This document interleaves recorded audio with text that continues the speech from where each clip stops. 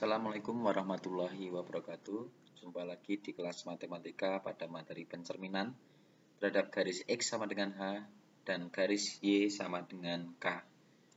Kompetensi dasar yang akan kita capai masih sama dengan pertemuan sebelumnya, yaitu yang pertama menjelaskan refleksi, translasi, rotasi, dan dilatasi yang dihubungkan dengan masalah kontekstual.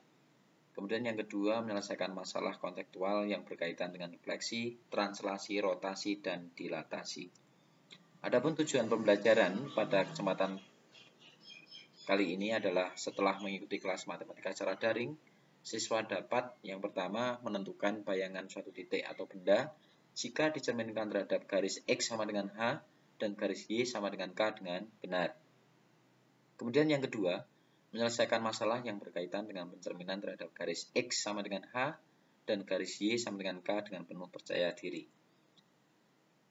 Perhatikan persoalan yang ditayangkan di slide.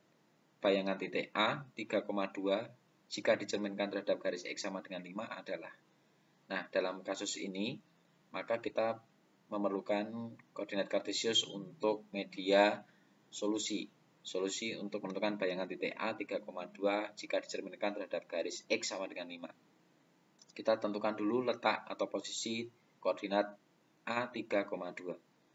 Selanjutnya kita buat garis sebagai cermin. Karena di sini garis X sama dengan 5, maka kita buat garis yang memotong sumbu X di 5. Seperti ini. Nah, ini cerminnya ya. Ingat kembali, sifat bayangan cermin datar adalah jarak benda dengan cermin sama dengan jarak bayangan dengan cermin. Maka bayangannya adalah seolah-olah di sebelah kanan cermin. Tepatnya adalah di A aksen 7,2. Ini kalau kita menggunakan media koordinat kartesius untuk menyelesaikan masalah menentukan bayangan ketika dicerminkan terhadap garis X dengan nilai tertentu. Bagaimana kalau kita menggunakan cara lain? Dalam hal ini adalah rumus. Rumusnya untuk terhadap garis X sama dengan H, H ini bisa nilainya berapapun ya.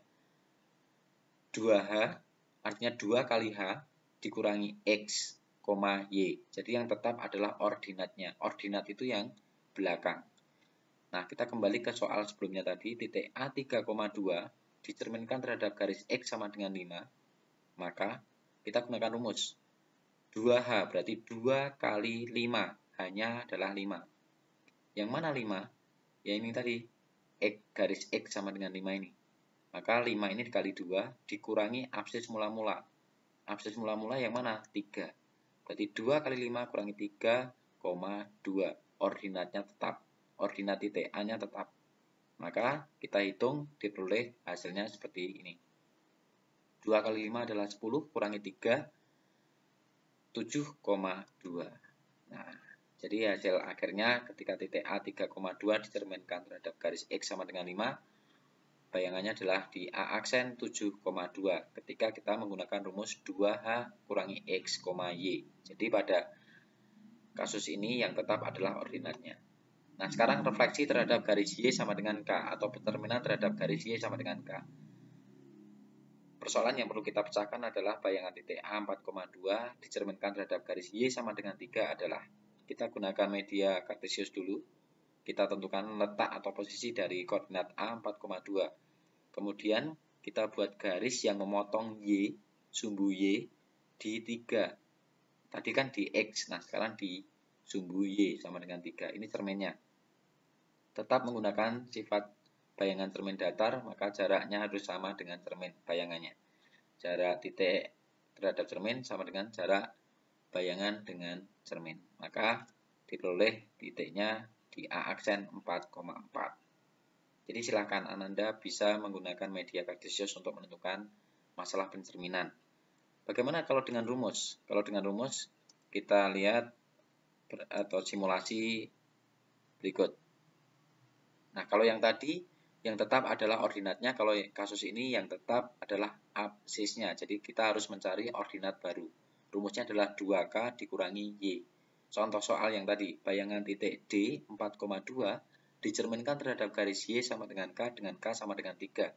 Maka langkah pertama adalah 4-nya tetap, absisnya tetap. Jadi kita harus mencari ordinat yang baru. 2 kali 3, kan rumusnya 2K, K-nya adalah 3, berarti 2 kali 3 dikurangi ordinat lama, ordinat lamanya adalah 2, atau ordinat mula-mula, 2 di sini, jadi dikurangi 2. Maka D aksennya adalah 4,2 kali 3 adalah 6, kurangi 2. Diperoleh hasilnya D aksen 4,4. Ini kalau dengan rumus. Nah, ini contoh. Bayangan titik P 5,-1 yang dicerminkan terhadap garis X sama dengan 6 adalah, hati-hati, di sini dicerminkan terhadap garis X sama dengan 6. Maka yang tetap adalah ordinatnya. Kita harus mencari nilai absis yang baru ya. Seperti ini. P aksen 2 kali 6, berarti 6 ini dikali 2. Kan tadi rumusnya 2H kurangi X. Maka 2 kali 6 dikurangi 5, -1. Diperoleh 12 kurangi 5, -1. Maka hasil akhirnya atau bayangan akhirnya adalah 7, -1. Nah, sekarang yang bayangan titik P -2,3 yang dicerminkan terhadap garis Y sama dengan 1 adalah, hati-hati kembali, ini dicerminkan terhadap garis Y, maka absisnya yang tetap. Absisnya yang mana? Ini, -2 ini, absis. Maka kita peroleh -2, kita cari ordinat baru. 2 kali 1 ini, kan tadi 2K kurangi Y, berarti 2 kali 1, 2, dikurangi ordinat mula-mula. Diperoleh -2,2 kurangi 3, dan bayangan yang kita dapatkan adalah di P aksen -2, -1. Kuis. Bayangan titik B 1,6 dicerminkan terhadap garis X sama dengan 4 adalah seperti ini caranya. Titik mula-mula B 1,6. Maka ordinatnya yang tetap. Jadi 2 kali 4 kurangi absis mula-mula, kurangi 1. Diperoleh 8 kurangi 1, kurang 6. Maka hasil akhirnya 7,6. Kemudian contoh yang kedua, atau kuis yang kedua, bayangan titik C -2,4 dicerminkan terhadap garis Y sama dengan 3. Maka cara menyelesaikannya adalah titik mula-mulanya C -2,4. Maka C aksennya adalah absisnya tetap karena dicerminkan terhadap garis Y. Maka -2,2 kali 3 dikurangi 4. Ketemunya adalah -2,2.